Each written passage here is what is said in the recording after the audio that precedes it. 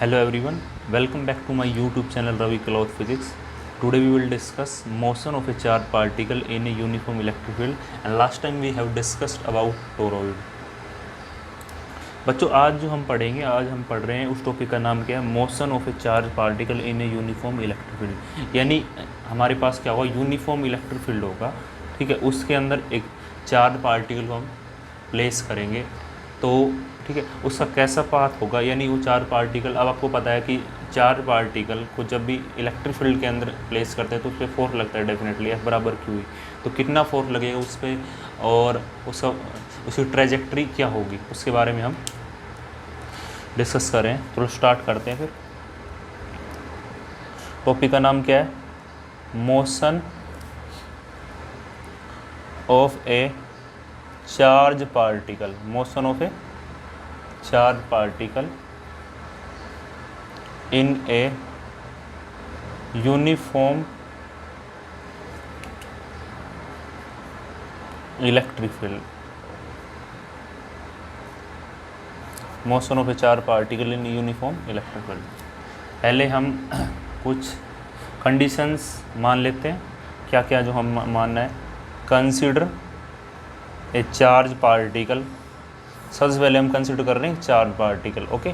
Charge particle of charge plus Q, ठीक है। उस पर चार्ज कितना है बच्चों, प्लस क्यू चार्ज है एंड मास m, मास कितना है m है। Is moving with velocity, is moving with velocity v along OX, ठीक है। जो मूव कर रहा है वो उस वेलोसिटी के साथ मूव कर रहा है v के साथ अलोंग OX, यानी अलोंग x एक्सिस जो मूव कर रहा है, ओके। अभी हम आपको बता देंगे इसके अंदर डायग्राम के अंदर। चलो एक बार इसको स्टार्ट करते हैं, डायग्राम कैसे क्या।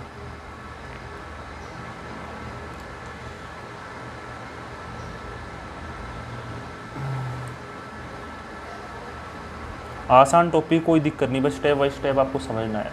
ये बच्चों ये मान लो ओरिजिन है, यहाँ पॉइंट ओरिजिन है, तो ये y डैश और ये y, ठीक है। ये इसका मतलब ये क्या है, y एक्सिस है और ये कौन सा एक्सिस होगा, ये बात तो ओबियस बात है। अरे कौन सा होगा, x एक्सिस होगा, ठीक है। अब जो मैंने यूनिफॉर्म इलेक्ट्रिक फील्ड अप्लाई किया है बच्चों, ठीक है, जो यूनिफॉर्म इलेक्ट्रिक फील्ड जो अप्लाई किया है हमने, ये y है, ठीक है। जो यूनिफॉर्म इलेक्ट्रिक फील्ड जो हमने अप्लाई किया है वो किसके अलोंग अप्लाई किया, along OY axis, along OY axis के अलोंग हमने अप्लाई किया है, यानी y एक्सिस के अलोंग अप्लाई किया है। आप ये समझ सकते हैं इस बात को, ठीक है। ये y नहीं है, बस ये है ना, ये y डैश ये y, ये सिंपल सी बात है, कोई दिक्कत नहीं है। यानी हमने y एक्सिस के अलोंग इलेक्ट्रिक फील्ड अप्लाई कर रखा है। तो आपको पता है यूनिफॉर्म इलेक्ट्रिक फील्ड को हम कैसे सोल्व कर सकते हैं, by straight arrow, by straight arrow. ये मैंने by straight arrow and arrow are equally spaced, arrow कैसे होनी चाहिए, इक्वली स्पेस, क्योंकि ये कंडीशन है यूनिफॉर्म इलेक्ट्रिक फील्ड के लिए, कैसे हम उसको रिप्रेजेंट करते हैं, तो ये है, ठीक है। अब आपको पता है ये मैंने, ठीक है, इलेक्ट्रिक फील्ड को सोल्व किया है। आप ऐसा मान सकते हो कि इतने रीजन के अंदर इलेक्ट्रिक फील्ड अप्लाई, और ये रीजन है ना, इसकी डिस्टेंस कितनी है, x एक्सिस के अलोंग है, तो स्मॉल x मान ली। इतने रीजन के अंदर इलेक्ट्रिक फील्ड अप्लाई है, ठीक है, इतने रीजन के अंदर। आप ऐसे भी समझ सकते हो कि अब आपको पता है कि, ठीक है, इलेक्ट्रिक फील्ड जो स्टार्ट होता है वो होता है पॉजिटिव चार्ज से और एंड होता है नेगेटिव पे। तो आप ये मान सकते हो this one is negative plate. कौन सी प्लेट है बच्चों, नेगेटिव प्लेट हमने अज्यूम कर ली, मान सकते हो। और ये क्या है, पॉजिटिव प्लेट, ऐसे आप कंसिडर कर सकते हो। हमने दो प्लेट लगा दी, उनके बीच में इलेक्ट्रिक फील्ड आपको पता है क्रिएट हो जाएगा। स्टार्ट होगा कहाँ से, पॉजिटिव चार्ज से, और एंड का होगा आप समझ सकते हो इन रीजन में, ठीक है। ये एक सामने स्क्रीन है, दिस इज स्क्रीन,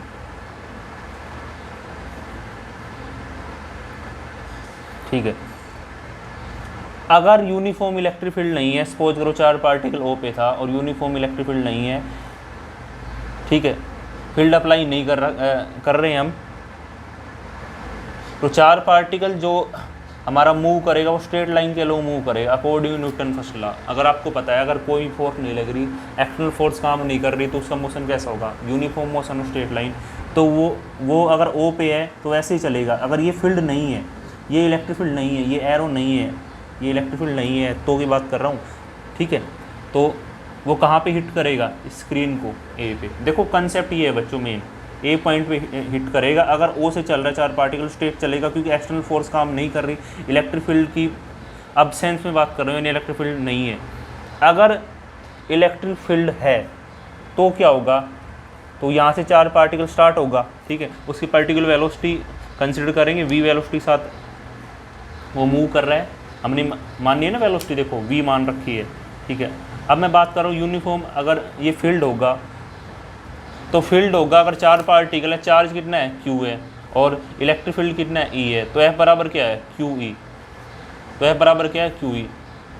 तो यानी डेफिनेटली उस पर फोर्स लगेगी 4 पार्टिकल पे, एफ बराबर क्यू ई। इलेक्ट्रिक फील्ड भी है, चार्ज भी है, तो फोर्स लगेगी, और फोर्स लगती है कोई भी ऑब्जेक्ट के ऊपर, तो क्या होता है, उसका डिफ्लेक्शन होगा, यानी अपने पास से डाइवर्ट हो जाएगा, तो उस पर ऐसे फोर्स लगती जा रही है, ठीक है, ये ऐसे मैं उसको इंडिकेट कर सकता हूँ। अब इलेक्ट्रिक फील्ड का रीजन यहाँ से यहाँ ख़त्म हो गया इलेक्ट्रिक फील्ड रीजन, उससे बाद तो ये देखो, मैं इस डायग्राम को रफली बना रहा हूँ, आप इसको बुक से बना सकते हो, कोई दिक्कत नहीं है ना। तो वो ऐसे ही चला जाएगा जैसे स्ट्रेट लाइन, क्योंकि यहाँ पे तो फील्ड है ही नहीं, तो यहाँ फील्ड नहीं है। देखो इस रीजन के अंदर फील्ड नहीं है, ये एरो दिखाई है मैंने, ठीक है। अब इस रीजन के अंदर फील्ड नहीं है तो फोर्स नहीं है, और फोर्स नहीं है तो उसका जैसा मोशन था वैसे मोशन में चला जाएगा स्ट्रेट लाइन में, ठीक है। ये पी क्यू स्क्रीन है और यहाँ पे हिट करेगा पॉइंट सी पे, और ये उसने जो वर्टिकल डिस्टेंस कवर अप की है वो कितनी मान ली, वाई, ठीक है ना। क्योंकि फोर्स लगेगी तो 4 पार्टिकल पॉजिटिव है, तो पॉजिटिव 4 पार्टिकल के ऊपर जो फोर्स लगती है along the electric field, along the electric field, तो ऐसे चला जाएगा बस, ठीक है। तो ये डायग्राम जिसको समझ में आ गया उसको सब कुछ समझ में आ गया। मेन चीज़ ये है, देखो हमने कुछ नहीं किया, ये वाई एक्सिस है, ये एक्स एक्सिस है, यूनिफॉर्म यहाँ पे ओ पॉइंट ओरिजिन था, ठीक है, यहाँ पे 4 पार्टिकल क्यू था और वो मूव कर रहा वी वेलोसिटी के साथ। अगर फील्ड नहीं था तो 4 पार्टिकल कैसे जाएगा, स्ट्रेट लाइन जाएगा और इस पॉइंट ए पे हिट करेगा। अगर फील्ड है तो उस पर फोर्स लगेगा, एफ बराबर क्यू से, एफ बराबर क्यू से फोर्स लगेगा, और फोर्स लगता है तो उसके अंदर डेविएशन आएगा पाथ के अंदर, तो उसके अंदर इतना डिफ्लेक्शन आ गया वाई, ठीक है, वर्टिकल डिस्टेंस उसने इतनी कवर की, यानी इतना वो अपनी पोजीशन से क्या हो गया, डिस्प्लेस हो गया। एक्चुअल पोजीशन तो ये थी ना, तो वाई, ठीक है, बस ये, और कहाँ पे हिट कर जाएगा, सी पे, ठीक है। तो ये बात जो मैंने माननी वो लिख देता हूँ। एक बात मैं आपको बोल देता हूँ, आप इसको नोट कर लेना, in the absence of an electric field 4 particle meet the screen P Q at A, ये आप नोट कर लेना, मैं यहाँ पे लिख नहीं रहा हूँ। In the absence of an electric field 4 particle meet the screen P Q at A. Absence electric field में कहाँ पे मीट करेगा, 4 पार्टिकल ए पे मिल जाएगा, ठीक है। When uniform electric field is apply, electric field is applied, अगर uniform electric field apply किया है, when uniform electric field is apply along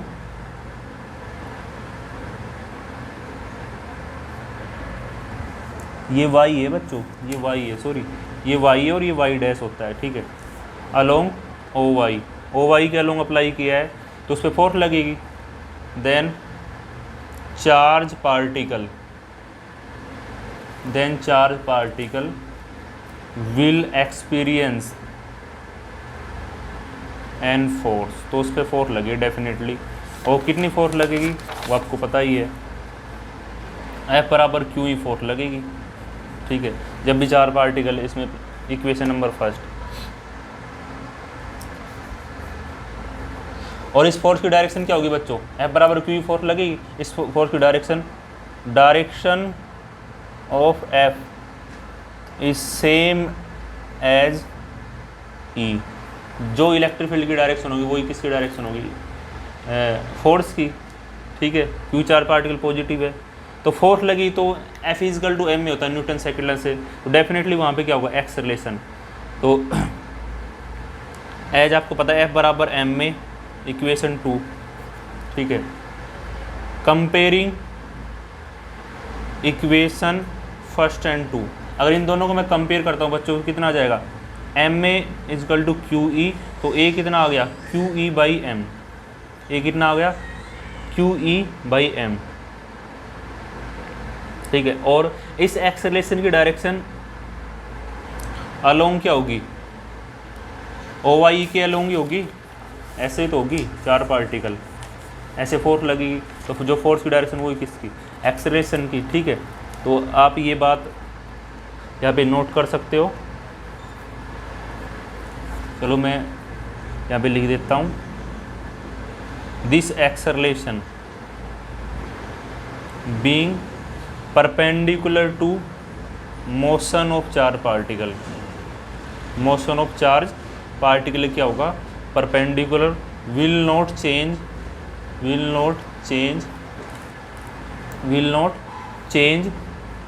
the speed